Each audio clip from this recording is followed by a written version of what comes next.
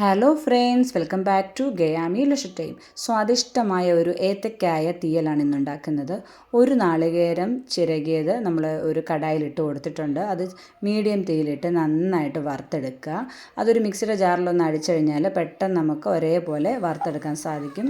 ഒരു 4 ചെറിയ ഉള്ളി നുറുക്കിയതിട്ട് കൊടുക്കുന്നുണ്ട്. ഒരു തണ്ട് കറിവേപ്പിലയും കൂടി ഇട്ട് കൊടുത്താൽ നല്ലൊരു ഫ്ലേവർ ആയിരിക്കും. എന്നിട്ട് ഇതിൻ്റെ നിറം മാറുന്നത് വരെ നന്നായിട്ട് ചെറു തീയിലിട്ട് വറുത്തെടുക്കുക. ഇനി നമുക്കതിലേക്ക് 1 ടേബിൾ സ്പൂൺ വെളിച്ചെണ്ണ ഒഴിച്ചു കൊടുക്കാം. വെളിച്ചെണ്ണ ഒഴിക്കുന്ന ഓപ്ഷനിലാണ്. ഒഴിച്ചു കൊടുക്കുമ്പോൾ ഒരു പ്രത്യേക ടേസ്റ്റാണ് കേട്ടോ. അപ്പോൾ ഇത് നന്നായിട്ട് ഇങ്ങനെ നിറം മാറി വരുമ്പോൾ നമുക്കിതിലേക്ക് 1 ടേബിൾ സ്പൂൺ മല്ലിപ്പൊടിയും 1/4 ടേബിൾ സ്പൂൺ കാശ്മീരി മുളക് പൊടിയും കൂടെ ഞാൻ ചേർത്ത് കൊടുക്കുന്നുണ്ട്. എന്നിട്ട് വീണ്ടും ചെറു തീയിലിട്ട് നന്നായിട്ട് വറുത്തെടുക്കുക. അപ്പോൾ ഉള്ളിയും നാളികേരവും എല്ലാം നല്ല ചുമക്കിയായി കഴിയുമ്പോൾ നമുക്ക് ഗ്യാസ് ഓഫ് ചെയ്യാവുന്നതാണ്. എന്നിട്ട് ചൂടാറിയതിന് ശേഷം മിക്സിയുടെ ജാറിൽ ഒട്ടും വെള്ളം ഒഴിക്കാതെ അരച്ചെടുക്കുക. ഇപ്പോൾ ഇതായിട്ടുണ്ട്, ഞാൻ മാറ്റി വയ്ക്കുകയാണ്. ഇനി മിക്സിയിൽ അരച്ചെടുക്കുക. ഇനിയും അതേ കടായിലേക്ക് തന്നെ ഞാനൊരു 1.5 ടേബിൾ സ്പൂൺ വെളിച്ചെണ്ണ ഒഴിച്ച് കൊടുത്തിട്ടുണ്ട്. ഒരു 10-20 ചെറിയുള്ളി ചെറുതായിട്ട് അരിഞ്ഞത് ഇതിലിട്ട് നന്നായിട്ട് വഴറ്റുക. ചെറിയുള്ളി തന്നെ ഇടണം, എന്നാൽ മാത്രമേ തീയലിന് ടേസ്റ്റ് ഉണ്ടാവുകയുള്ളൂ. ഒരു പച്ചമുളകും 1 തണ്ട് കറിവേപ്പിലയും കൂടി ഇട്ട് വീണ്ടും നന്നായിട്ട് വഴറ്റുക. ഇതിലേക്ക് പെട്ടെന്ന് വഴന്ന് വരാൻ ഞാനൊരു 1/2 ടീസ്പൂൺ ഉപ്പുകൂടെ ചേർത്തിട്ടുണ്ട്. ഇനി ഒരു 1/4 ടീസ്പൂൺ മഞ്ഞൾപ്പൊടിയും കൂടെ ഇട്ട് കൊടുക്കുക. എന്നിട്ട് വീണ്ടും നമ്മൾ ചെറുതീയിലിട്ട് നന്നായിട്ട് വറുത്തെടുക്കുക. ഈ സമയം ഞാനൊരു 2 ഇടത്തരം ഏത്തക്കായാണ്, പച്ച ഏത്തക്കായാണ് എടുത്തിരിക്കുന്നത് കേട്ടോ. അത് വെള്ളത്തിലിട്ട് നന്നായിട്ട് കഴുകി അതിൻ്റെ കറയൊക്കെ മാറ്റി ഇതേപോലെ നീളത്തിൽ അരിഞ്ഞിട്ട് ഇട്ട് കൊടുക്കുക.